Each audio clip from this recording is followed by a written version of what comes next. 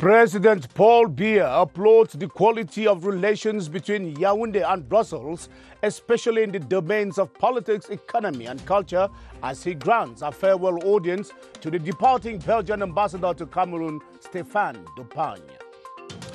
Traditional pharmacopoeia holds its own in the ongoing search for a cure and vaccine for coronavirus as the trade practitioners display their know-how at an interministerial meeting in Yaoundé today. Over-importation spells doom for made-in-Cameroon goods that find it hard to compete on the local market from a qualitative and quantitative perspective. Those are our lead stories. Good evening and welcome to the 7:30 News. I am Ben Menopofong.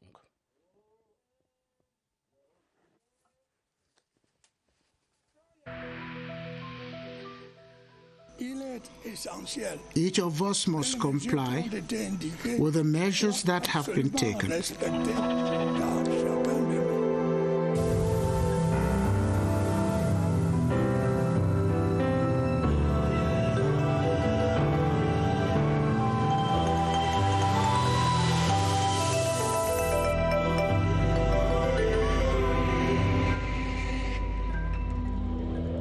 Thanks once again for being there for us. The Belgian ambassador to Cameroon is leaving the country after a little over 3 years at the helm of the Belgian diplomatic mission in Yaoundé. The Belgian diplomat was at the Unity Palace today for a farewell audience with the President of the Republic, Paul Biya, during which they reviewed gains in Cameroon-Belgium cooperation over the past 3 years while making projections into the future. Chief Unity Palace correspondent Ashunyenty reports on the main thrust of the farewell audience. The ambassador of the Kingdom of Belgium, Stéphane Dupagne, having completed his tour of duty in Cameroon, is here at the Unity Palace this 15 July 2020 to bid farewell to President Paul Biya. During their over 1 hour conversation, just the two of them, the Belgian diplomat told President Paul Biya that he had a marvelous 4-year stay in Cameroon, during which bilateral relations between both countries remained vibrant, cordial, and on an upward note, especially, he said, in the political, economic, and cultural domains. In return, President Paul Biya commended and rewarded the outgoing ambassador for working hard to improve relations between Yaoundé and Brussels. For the Belgian envoy, his stint in Cameroon was full of favorable memories, especially the overflowing hospitality of Cameroonians and their leaders. The main thing I would remember is the welcome. The welcome they have had towards me, they had towards the Belgians, the Belgian companies, the Belgian nationals living here. We feel welcome, and I must also say that this welcome is really a characteristic of the Cameroonian people, not only their authorities. And I would like to mention especially the welcome they provide to the refugees from some neighboring countries. It's a very important point, and it contributes to the appeasement of the situation of these people, of these poor people who had to flee from their countries, and also an appeasement for the security situation in the whole region. In Cameroon since 2016, Ambassador Dupagne says he's leaving this country with the feeling of a mission accomplished. On to something else now. The contribution of the medicinal plant sector in the ongoing search for a cure and vaccine for the COVID-19 was at the center of an interministerial meeting that held in Yaoundé today. The meeting that was organized by the Ministry of Scientific Research and Innovation and which drew participants from other partner ministries focused on how to harmonize research in traditional pharmacopoeia as efforts are being diversified to find a remedy for the dreaded pandemic. As Cynthia Saptala reports, the presiding minister Madeleine Chuente urged the trade practitioners in attendance to conform with WHO standards in the struggle to finding an antidote for the pandemic. It was about identifying and capitalizing on indigenous remedies from Cameroon's vast traditional pharmacopoeia in the fight against the coronavirus. This interministerial meeting with actors in alternative medicine, organized by the Ministry of Scientific Research, aimed at combining knowledge from research in indigenous treatments from medicinal plants and encouraging harmonization with WHO regulations. We put in place this traditional treatment, which is efficient against COVID-19. What is left is for the government to conduct its scientific study, for it to be officially recognized as treatment against this virus and be exported to other countries. Attended by some members of government, the encounter addressed issues such as how to evaluate the toxic nature of herbal remedies for viral diseases such as the coronavirus, its efficiency as treatment, and the appropriate dosage to administer after clinical trials. Cameroon intends to emphasize on the positive effects of its natural resources. We need to ameliorate and promote traditional medicine in order to make it a valuable addition to the health package. The meeting was followed by a visit of stands where reference products such as hand sanitizers and face masks were on display. Let's go back to diplomacy and talk about a story we had raised in our newscast yesterday, but which unfortunately could not come on, and we have it this evening, and it concerns the U.S. ambassador to Cameroon, Henry Peter Ballerin, who is leaving Cameroon after 3 active years at the helm of the U.S. diplomatic mission to Yaoundé. The diplomat was at the Unity Palace yesterday for a farewell audience with President Paul Biya. During their exchange, President Biya and the departing U.S. diplomat took stock of the gains in U.S.-Cameroon relations before exploring areas of consolidating bilateral ties. Once again, Chief Unity Palace correspondent Aishu Nyenti reports. Everything that has a beginning has an end. This is the case with the 31-month diplomatic stint of the U.S. ambassador to Cameroon, Henry Peter Ballerin. It is therefore in consonance with diplomatic courtesy and practice that, having finished his tour of duty, he comes to bid farewell to the Cameroonian sovereign to whom he was accredited. Upon his arrival at the Unity Palace this Tuesday, July 14, 2020, the Chief of State Protocol and then the Minister, Director of the Civil Cabinet, Samuel Mvondo Ayolo, are on hand to receive him before being introduced in the presence of President Paul Biya. For over 1 hour, Paul Biya and the departing ambassador have a tour d'horizon of the highlights of Ballerin's stay and the state of relations between Cameroon and the United States that remains one of Cameroon's consequential development partners. In gratitude for his service and portrayal of Cameroon's hospitality, President Biya makes these bronze gifts to Ambassador Ballerin. The ambassador, moved by the civility of Cameroonians and their leader, expresses his emotions of leaving Cameroon with a heavy heart and intention to return in future. I'm happy. I'd like to come back sometime. The U.S. diplomat leaves the Unity Palace and Cameroon convinced of having written his own chapter in relations between Washington and Yaoundé. And the departing U.S. ambassador has been raised to the rank of Grand Officer of the Cameroon Order of Valor.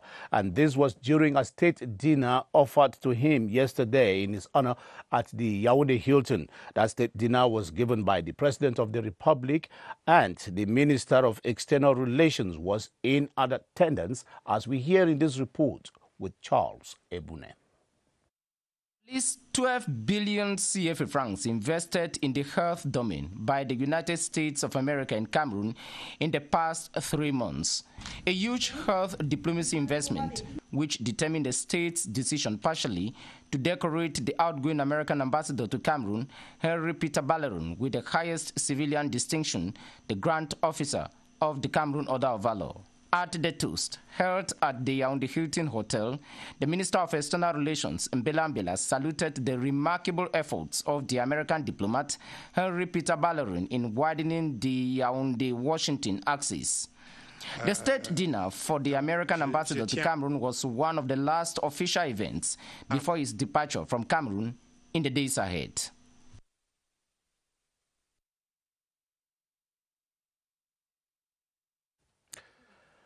Now let's open our dossier of the day, which deals with Cameroon's made in Cameroon's good. And Cameroon's balance of trade has been at a deficit since 2007, a situation which economists attribute to the fact that the country imports more than it exports. Come to think of it, most of the items that the country imports, like rice, fish, wheat, etc., are items that it produces as well. And in the report that follows, BELGIAN makes a rundown of these imports that impact negatively on the country's trade balance. Statistics show that Cameroon spends about 180 billion CFA francs yearly on rice import, a staple whose production stands at only 105,000 tons for a country that consumes about 400,000 tons yearly.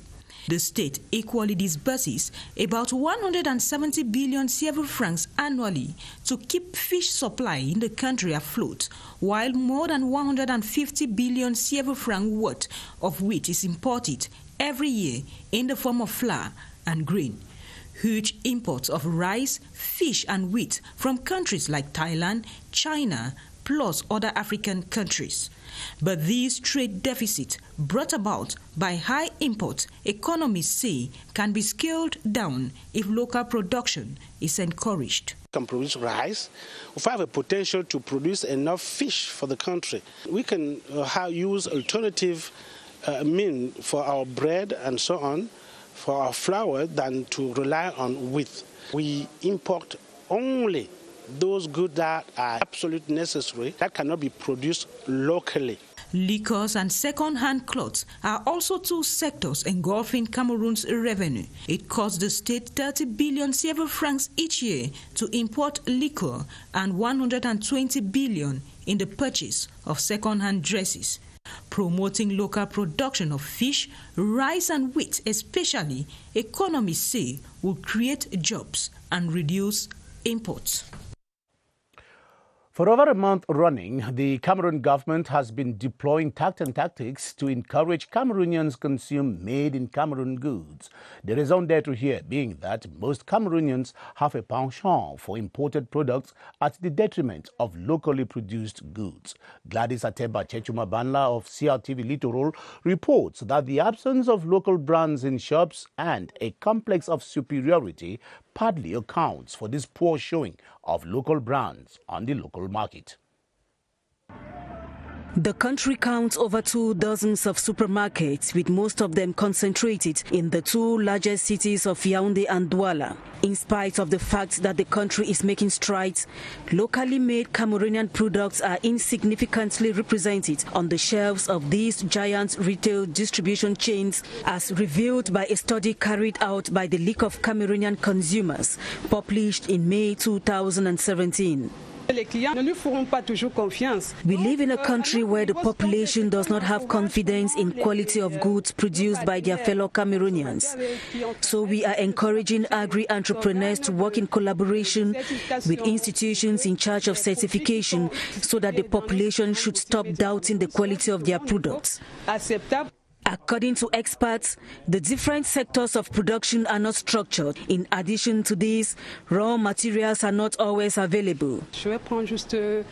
I'll take a common example with tomatoes, which is very affordable at the moment. 3 months from now, the price of tomatoes must have increased. Thus, Cameroonians involved in the tomato transformation business may not always have the raw material at the same rate. As a result, supply will not be constant. Added to this, the price of the products will always fluctuate. The lack of competitiveness of made-in-Cameroon products has also been blamed on limited access to loans. Experts say for the made-in-Cameroon brand to be competitive, government needs to establish a recognized logo for the products, encourage local producers to create cooperatives, put in place laws to valorize locally produced goods, and sensitize the public on the need to consume the made-in-Cameroon brand. And in the face of the prevailing economic challenges, particularly those relating to Cameroon's trade balance, economists are recommending the reduction of importation and the stepping up of exportation as a means of turning the situation around. Given Cameroon's potential in all the key economic sectors, as experts say, this challenge is surmountable if and only if proper investments are made in these sectors. Clarice Array-Takang explains how. If there is one thing economists are unanimous about regarding Cameroon's export potential, it is the fact that it remains hugely underexploited.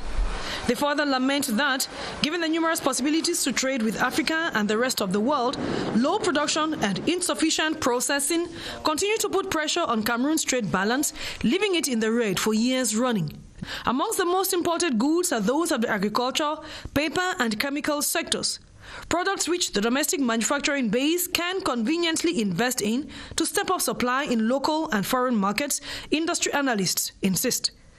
The first proposal that I think would be to create an investment fund that will be able to help relaunch the local economy and to finance local production. In this investment fund, we'll be looking at subventing the buying of machinery, helping SMEs to normalize their goods, help them to be able to teach them how to certify their goods, how to label their goods, and also technical training for the actors. On another front, exports remain largely dominated by raw materials, which do not do as much as desired for foreign exchange reserves, according to findings from the National Institute of Statistics in 2019. A situation which has led to proposals which have as common denominator promoting the Made in Cameroon brand by developing value chains in specific domains. The end result is to create a platform which will bring together all stakeholders of the network, harnessing their creative and innovative techniques, paving the way for the local industry to thrive. Even if the country's woe, that is trade balance woes, have been blamed on the phenomenon of over-importation of made in Cameroon goods and are nonetheless facing the challenges of meeting an ever-rising market demand in terms of quality and at times quantity. Question: why are made in Cameroon goods under-consumed, and what does it take to boost their appeal? Ewane Epole raised the issue with some experts and pieced together their viewpoints in the following story. Refined vegetable oils produced by the state-owned cotton development company Sodo Cotton based in Garoua, North Region, and essential body lotions produced by local factories in the Central Region are among the many products made in Cameroon. To propose made in Cameroon, but to have quality. And for quality, we need also to have facility on normalization. Till now, the process is so complex and it needs high money. And we think that state has to facilitate the normalization of made in Cameroon. Managers of the public and private companies, as well as economic operators, say this breakthrough of products made in Cameroon may only be noticeable if the state gives constant support to the private sector. To use all the cotton seed we produce, we need to increase the existing capacity and to support farmers on the field to improve the economy and ameliorate the living conditions of the population. With this support, Sodo Cotton aims to increase the crushing capacity of the two oil mills to 210,000 tons of cotton seeds to boost the production of refined vegetable oils.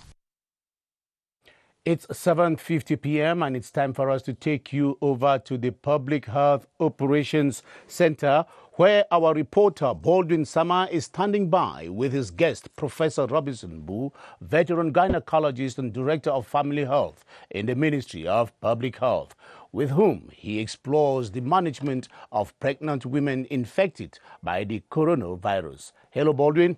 Tell us.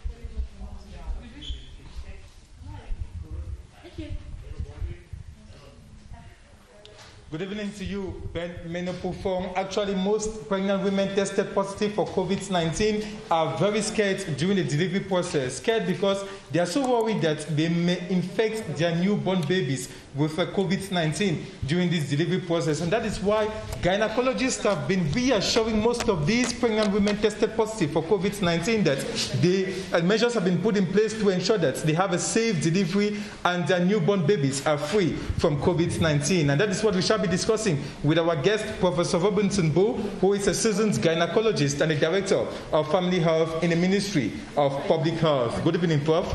Good evening. Tell us, Prof, so far, how many pregnant women have been tested positive for COVID-19, and explain to our viewers how the delivery process of a pregnant woman tested positive for COVID-19 looks like. Thank you very much. Since the 5th of March, when this COVID thing started, in Cameroon, we have registered up to about 40 cases of women who are pregnant and tested positive.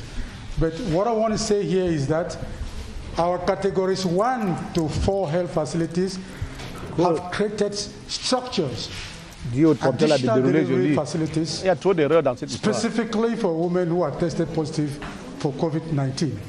So the woman who is tested positive for COVID-19 is not delivered in the same area where every other woman comes to deliver.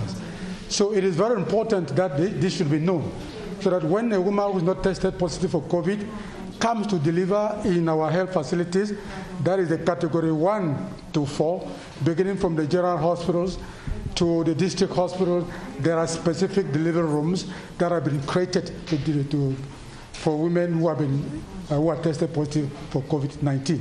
So there is no admixture of women who are tested negative and those who are tested positive. Again, the take-home message is that COVID-19 has no influence on the conduct of labor. Labor is the same thing like any other woman who is not infected, and the duration of labor is the same. And everything about a woman who is tested positive for COVID-19 is the same like a woman who is not tested. So I want to encourage all women tested positive or tested negative for COVID to continue to go to our health facilities and get delivered by healthcare personnel who are trained to conduct normal deliveries. Thank you so much, Professor Robinson Bo. We remind our viewers that you are a seasoned gynecologist and the director of family health in the Ministry of Public Health. We heard it from him. Even women who are not yet, or who have not been tested positive for COVID-19, they are called upon to respect all the barrier measures to limit the spread of COVID-19, to avoid a situation where during their pregnancy they are tested positive for COVID-19. Back to you, Ben Menopofong.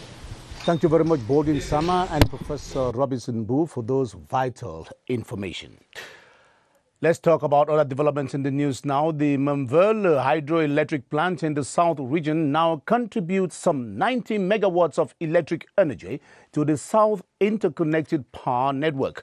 The energy supply was increased from 60 to 90 megawatts on Tuesday, July 7, following works on the transmission line from the project site in Yabizan to Mbalmayo in the Central region.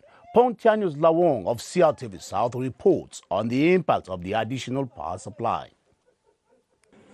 Since the completion of construction work at the Memville hydroelectric plant in 2017 and the subsequent power switching on last April 14, 2019, the plant has been contributing a maximum of 60 megawatts of energy, pending the completion of the energy transmission line from the project site in Yabizan to Yaoundé. With the transmission line already gone past Mbalmayo, engineers of the Electricity Development Corporation, EDC, have on Tuesday, July 7, stepped up energy supply to 90 megawatts. The additional megawatts injected will not only stabilize energy supply in the country, but will also enable government save money. Enable us to gain more than 50% of supplement of energy. It will enable us to reduce substantially the thermal energy in the electric system of the Cameroon. Memville was initially designed to produce 211 megawatts of energy, and experts explained that its production capacity is not to be doubted. A junction has been created in Melabizibi in Mbalmayo to enable us to transport the amount of energy we are transporting now, and the lines are limited in capacity. There is no production problem in Memville. When the transmission lines will reach Nkolkomo and Ahala in Yaoundé, Memville will for sure produce 211 megawatts. Menvele peut produire 211 sans problème. With the increase in energy supply from Menvele, consumers in the South region have been quick to bid farewell to blackouts. But experts have emphasized that there is need for the permanent maintenance of distribution lines and power transformers if their dream should come true. And now on to a reading of this press release from the Ministry of Territorial Administration. The Minister of Territorial Administration, President of the National Hajj Commission, informs the Muslim community that due to the persistence of the COVID-19 pandemic, the Kingdom of Saudi Arabia has decided to restrict the participation of pilgrims at the 2020 Hajj only to persons living in Saudi Arabia. Consequently, Cameroonian Muslim faithful will not be able to go on the pilgrimage to the sacred places of Islam this year as in the past. The Minister of Territorial Administration counts on group leaders to communicate this information as wide as possible, and it has been signed at Tanganji Paul, Minister of Territorial Administration. And you're watching the 7:30 news on the CRTV, broadcasting live from Yaoundé. The Chief of Defense Staff, Lieutenant General René-Claude Meka, has been touching base with the troops in the 2nd Military Region in Boya. The outing afforded the Chief of Defense Staff an opportunity to weigh military operations on the ground and to reconnect with the grassroots forces. Guy Roger Nana is in Boya. The top military officials, led by the Chief of Army Staff, General René-Claude Meka, made their first stopover at the office of the Governor of the Southwest Region, Bernard Okalia-Bilai. The general and his entourage, consisting 5 other generals of the Cameroonian Army, made their next stopover at the command post of the 21st Motorized Infantry Battalion in Boya. This meeting, the general says, is aimed at maintaining contact with the soldiers on the ground, encouraging them for their efforts and make adjustments where necessary. General René-Claude Meka, Chief of Army Staff, was quite reassured after exchanges with military officials in Boya. No particular problem. The situation in the southwest is under control. Prior to the Southwest Region, the general was in the littoral, which is part of the 2nd Joint Military Region, comprising the littoral and the Southwest regions. He carried out the same exercise in Douala. The Chief of Army Staff is expected to visit the 5th Military Region in the Northwest Region within the days ahead. Group discussions are becoming the most trending form of interaction in most social media platforms, and such groups are created to bring together people from either the same family, the same professional, cultural, and or alma mater with whom members share information and crack jokes. Emanuela Vermnoy spoke to some Yaoundé city dwellers on the terms and conditions of creating groups in social media in Act 3 of our running series on the social media and us, and reports that group discussions, especially on WhatsApp, constitute a no miss for many social media addicts. Just 2 or more persons and a social media group sees the light of day. No much time is employed either to get members on board for a conversation to take off. As many as the groups may be, the reasons for their creation vary. We hold family meetings through our WhatsApp group. Groups of classmates, professional groups, where we exchange ideas and we try to keep in contact with each other and also help out one another. The WhatsApp group in which I belong to is Opinion Development Organization. If we have any information that is supposed to be transmitted generally and the meeting is not on seat, we usually transmit such messages through the WhatsApp. When someone have a job opportunity, it can give to other people. Waking up into a new group isn't rare, but once the content isn't personally appreciated, the individual can quit.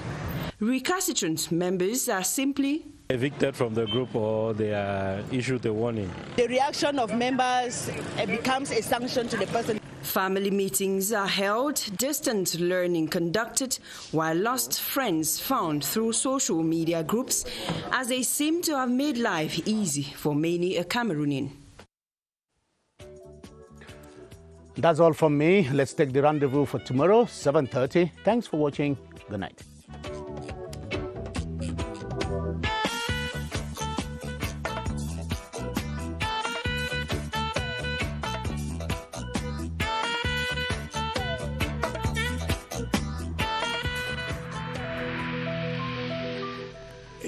In this connection, we should avoid stigmatizing.